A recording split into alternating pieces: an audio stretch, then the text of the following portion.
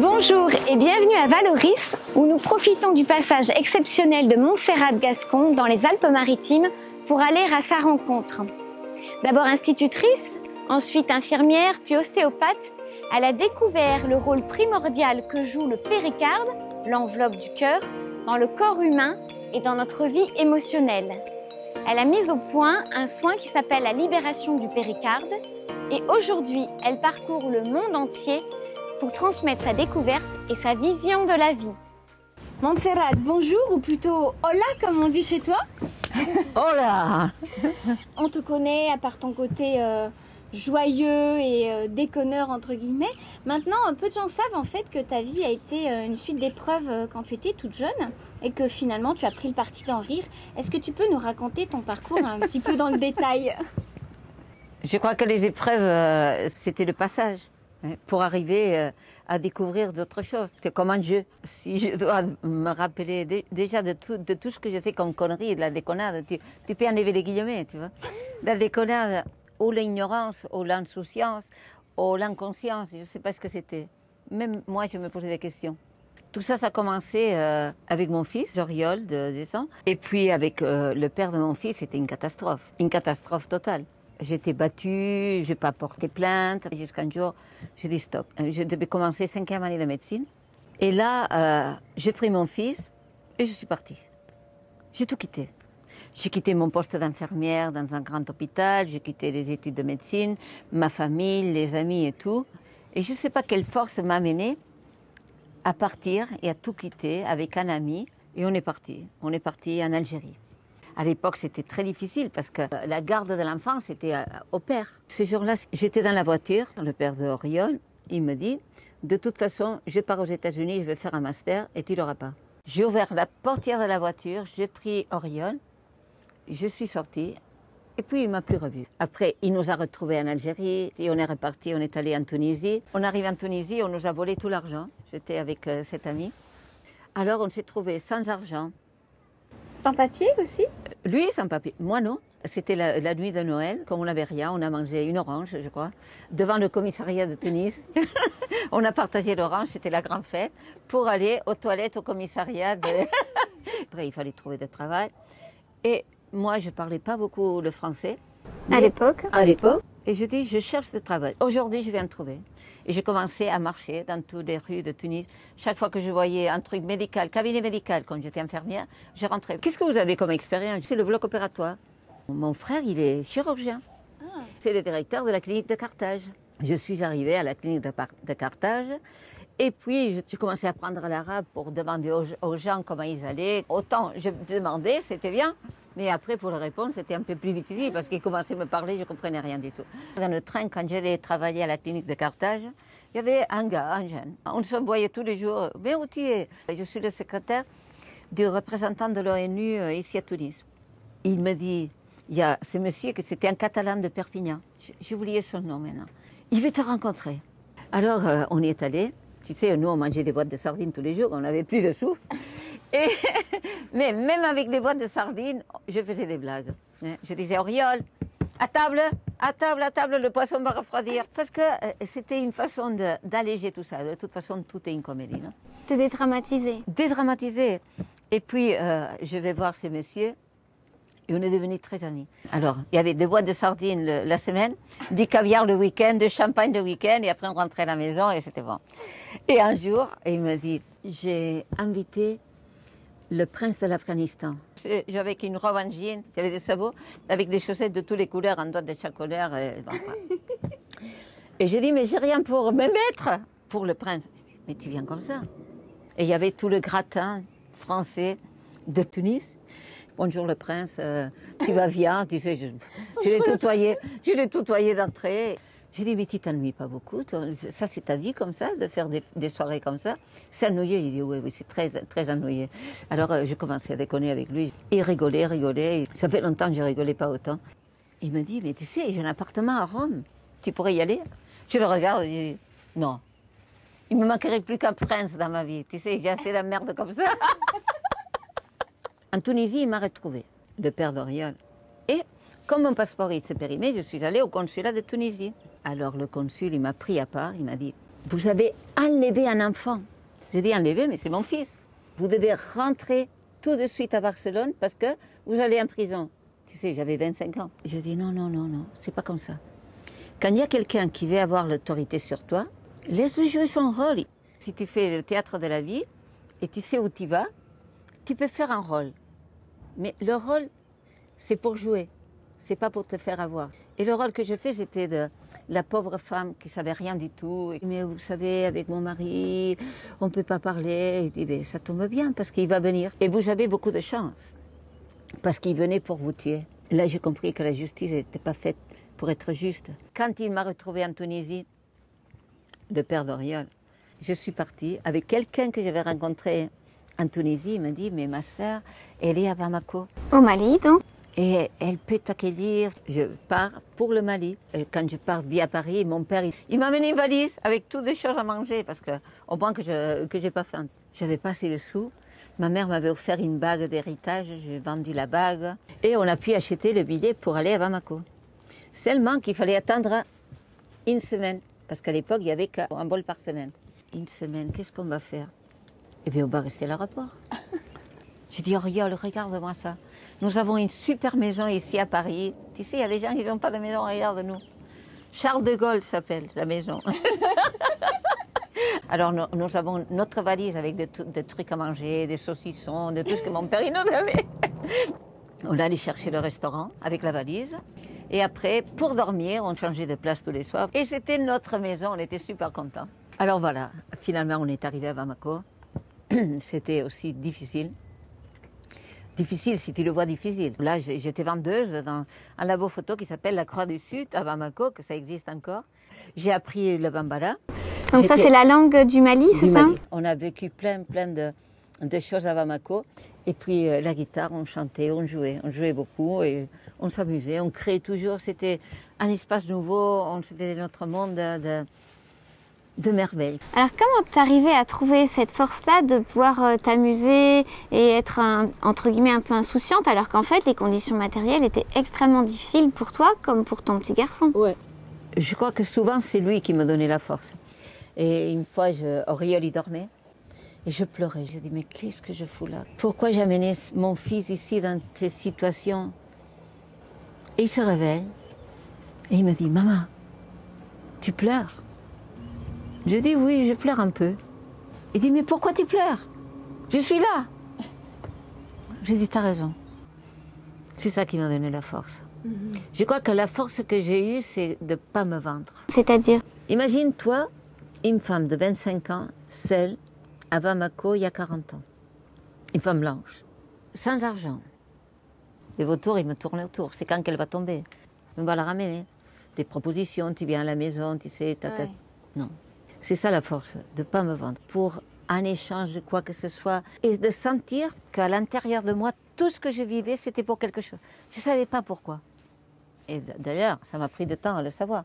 Parce que moi, je voulais être médecin. Et j'étais presque à bout de l'être. D'abord, j'étais institutrice, après j'ai fait infirmière. Mon mari, il était médecin à l'époque. Et c'est comme toujours dévalorisé parce que lui, il était médecin, j'étais qu'infirmière. Et je voulais être médecin pour comprendre. Quand j'ai découvert tout ce que j'ai découvert du péricarde, cette enveloppe du cœur et tout, je ne suis sûre que si j'avais été médecin, je ne l'aurais pas découvert. Parce que je n'avais pas quelque chose pour me protéger, de dire non, non, je suis médecin.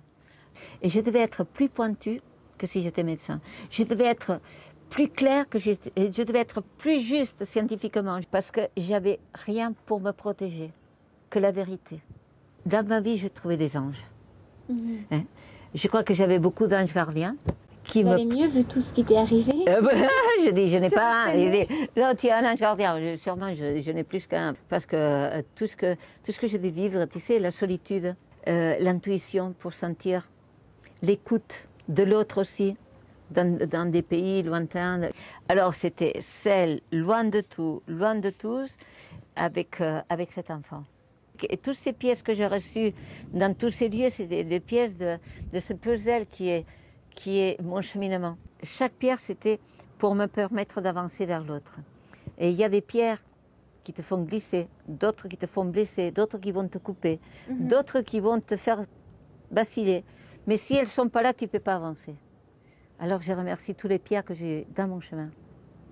Parce qu'ils ont fait mon chemin, ma route vers qui je suis. Cette compréhension, pas seulement de qui je suis, de la compréhension aussi de la maladie, de la santé. Entre-temps, mon passeport, il était périmé. Et il y a une femme et 2 hommes qui viennent. Ils parlent espagnol. Ils viennent au labo photo pour se faire des photos d'identité. C'est quand même la divine providence, hein, parce que des gens qui parlent espagnol au Mali, ça ne doit pas courir les rues. Il y a 40 ans. En plus. Et j'ai dit, mais vous ne voulez pas venir à la maison? Moi, on va se boire l'apéro, on va... Oui, oui, oui. Et le soir, ils viennent à la maison. Puis je dis ça, je dis, ben, mon passeport est périmé.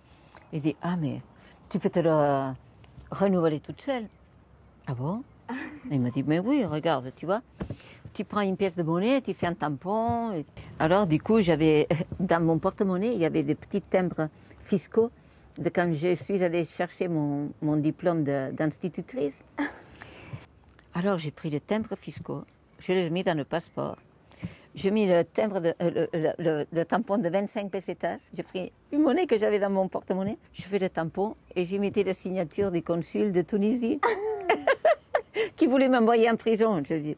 Alors j'ai fait un relèvement pour 5 ans. Lui, il a le droit de me faire un passeport parce qu'il a un chapeau sur la tête, mais moi aussi. Alors c'est moi qui va me le faire, la prolongation. J'avais besoin d'eux pour savoir que je pouvais faire mon propre passeport et le faire dans la joie, le bon humeur et surtout dans la confiance. Il était bon. C'est peut-être ça la clé finalement, la confiance. Et la confiance, ça vient quand tu sens que c'est juste. Il y a une chose que c'est la justice et une chose que c'est la justesse. Et quand tu es juste, pourquoi tu as peur? Pourquoi, à niveau de justice, je devais retourner en Espagne et aller en prison et laisser mon fils à son père, qui ne le voulait pas? C'était pas juste. Et quand tu es juste et tu es aligné avec cette énergie du cœur et de la clarté, c'est bon. Même pas peur, je le fais. Et puis, avec cette confiance de que tout ira bien et qu'on aura toujours ce qu'on a besoin. Et je voyageais avec ça pendant 5 ans. Alors c'est incroyable quand même parce que, bon, à l'époque, les documents n'étaient pas aussi sécurisés qu'aujourd'hui. Oui. Mais tu n'as jamais eu aucun problème lors des contrôles aux frontières et tout ça? Tu sais, j'étais tellement dans l'assurance que ce passeport, il était ni plus ni moins valable qu'un autre passeport qui fait n'importe qui. Quelqu'un, il me dit, mais attends, tu ne peux pas partir. Tu sais que tu devais aller au commissariat de police tous les 3 mois pour te faire le visa? Je ne savais même pas, tu sais. Je vais au commissariat. Là, je lâche mes cheveux, tu sais. Et j'arrive, j'ai fait la folle, j'ai fait le spectacle de ma vie, tu sais. J'ai fait la comédie, mais c'est ça. La vie, c'est une comédie. Bonjour, je voudrais voir le commissaire. Monsieur le commissaire. Oh, que le temps passe, que le temps passe. Je ne me suis même pas rendu compte, ça fait déjà 1 an que je suis là. Ah, il paraît que je devais venir tous les 3 mois vous voir. Et comment vous n'êtes pas venu avant, tu sais? Alors il dit, mais vous êtes mariée? Non, non, je suis toute seule. Ah, toute seule, vous savez que j'ai pas de femme blanche encore. Ah, ça tombe bien, j'ai pas de mari noir encore. Donc tu as quitté le Mali et ensuite, l'étape suivante? Je suis arrivée à la maison. Je me rappelle. En Espagne? En Espagne. Et tout de suite, je suis allée voir un avocat. Et il m'a dit, mais tu ne peux pas rester ici.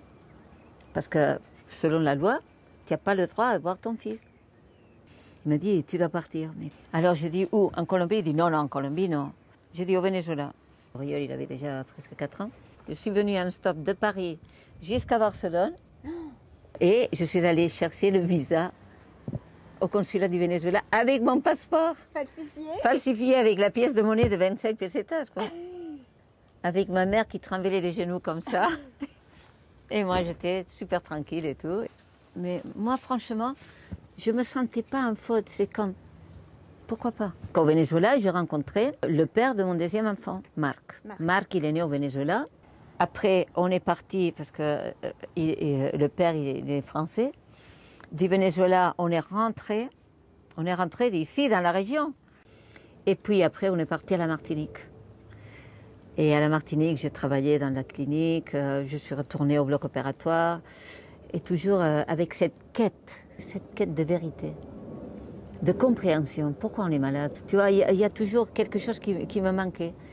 Et là, de la Martinique, je me suis séparée du père de Marc. Du père de Marc? Oui.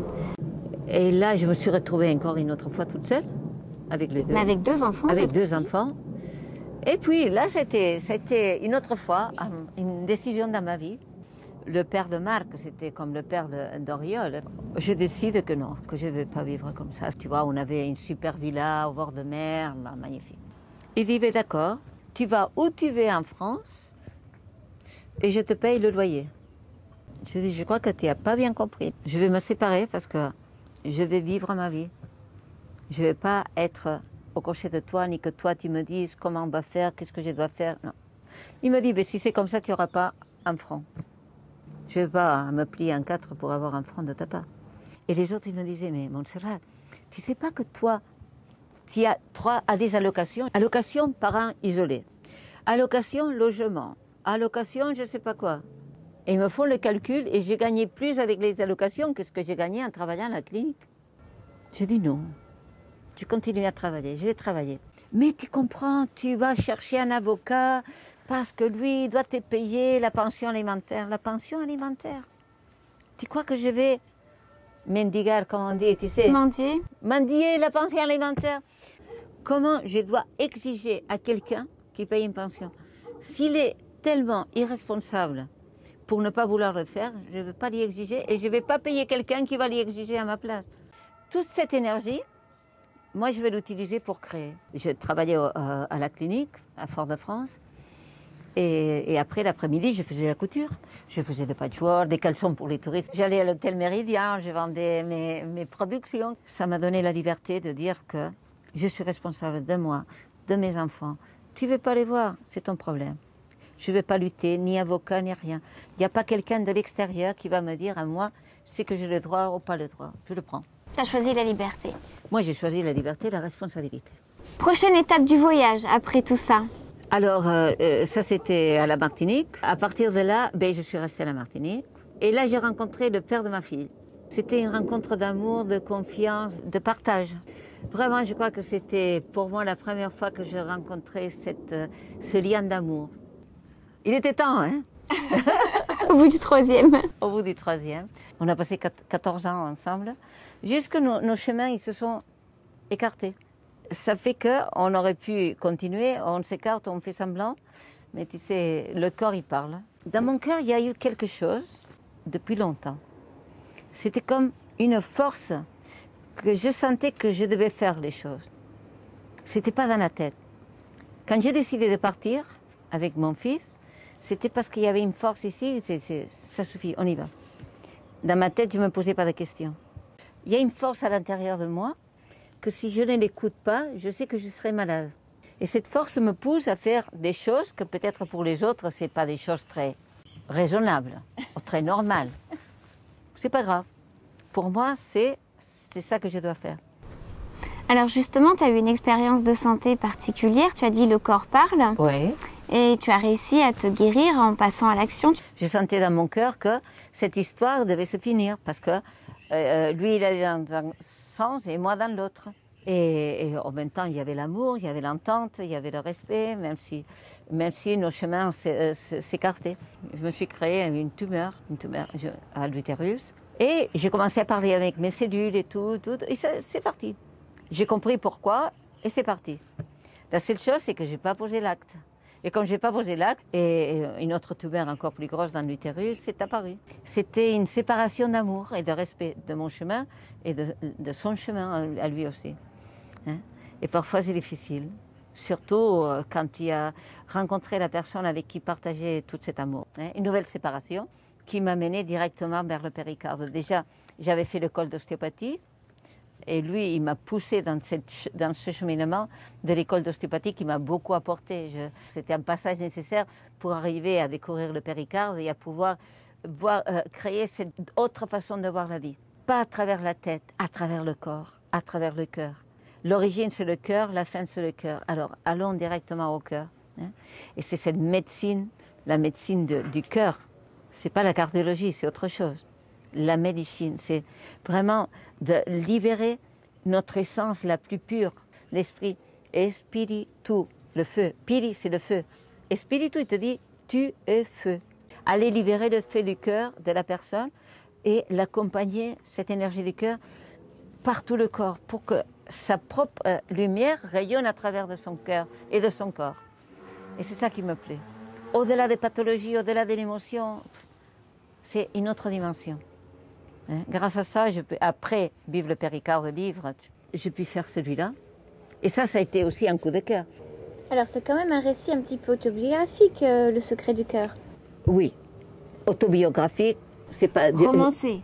Romancé. Je parle de beaucoup de choses que j'ai vécues.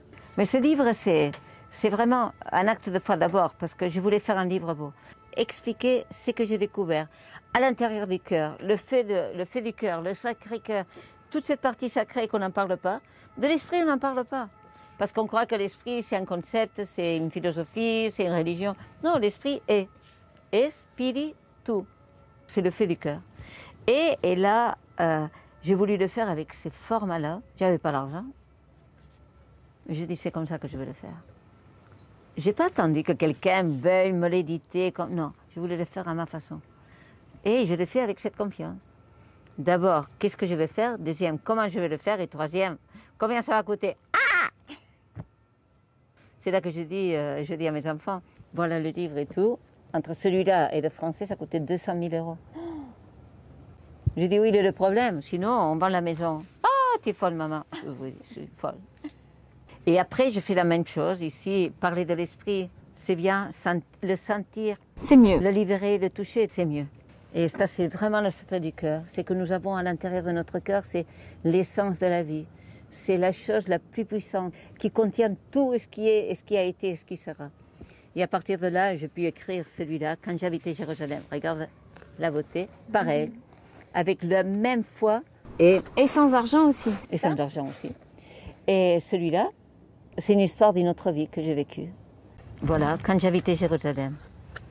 N'oublie pas qui tu es. C'est l'intégration que tout tourne autour de Our, la lumière.